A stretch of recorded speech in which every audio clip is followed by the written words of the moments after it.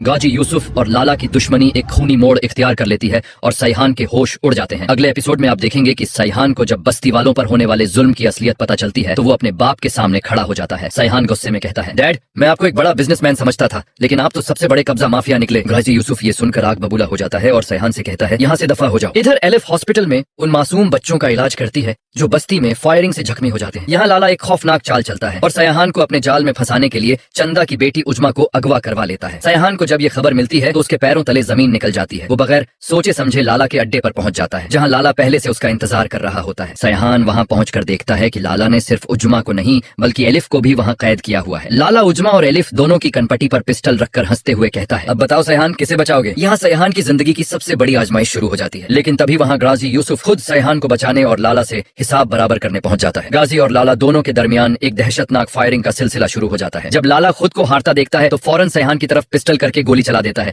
और गोली सीधा सैहान की बाजू में लग जाती है। एलिफ ये देखकर चीख उठती है और पहली बार उसे एहसास होता है कि सैहान कोई अमीर ज्यादा बिगड़ा हुआ लड़का नहीं बल्कि एक सच्चा इंसान है। फिर एलिफ जख्मी सैहान का सर अपनी गोद में रखती है और रोने लगती है। तभी लाला वहां से भाग जाता है और गाजी यूसुफ सैहान के पास आकर उसे हॉस्पिटल ले जाता है। हॉस्पिटल में जब एलिफ सैहान का ट्रीटमेंट कर रही होती है तो सैहान उससे कहता है, डॉक्टर साहिबा, अब तो मेरा हर्जाना माफ कर दें। एलिफ आंखों में आंसू लिए कहती है, सैहान, मैं तुम्हें कुछ नहीं होने दूंगी, ये मेरा वादा है। इधर जब बस्ती वालों को पता चलता है कि उनके मसीहा सैहान पर लाला ने गोली चलाई है तो वो मिलकर उन गैंगस्टर्स के खिलाफ खड़े हो जाते हैं।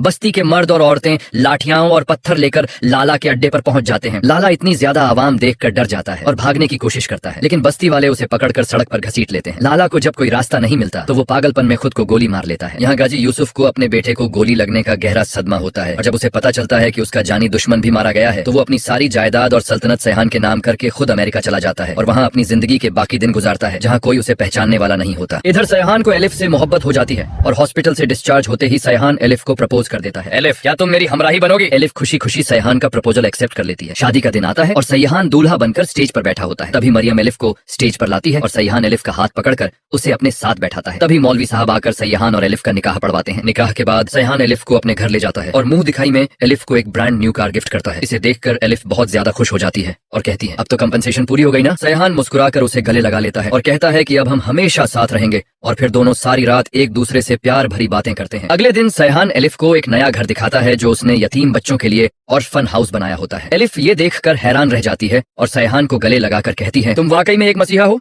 दोस्तों, क्या आपको लगता है कि गैंगस्टर्स को इसी तरह अवाम के हाथों सजा मिलनी चाहिए थी? हमें कमेंट सेक्शन में अपनी राय जरूर दें। अगर वीडियो पसंद आई हो तो वीडियो को लाइक और चैनल को सब्सक्राइब जरूर करें। मिलते हैं अगली वीडियो में, तब तक के लिए अल्लाह हाफिज।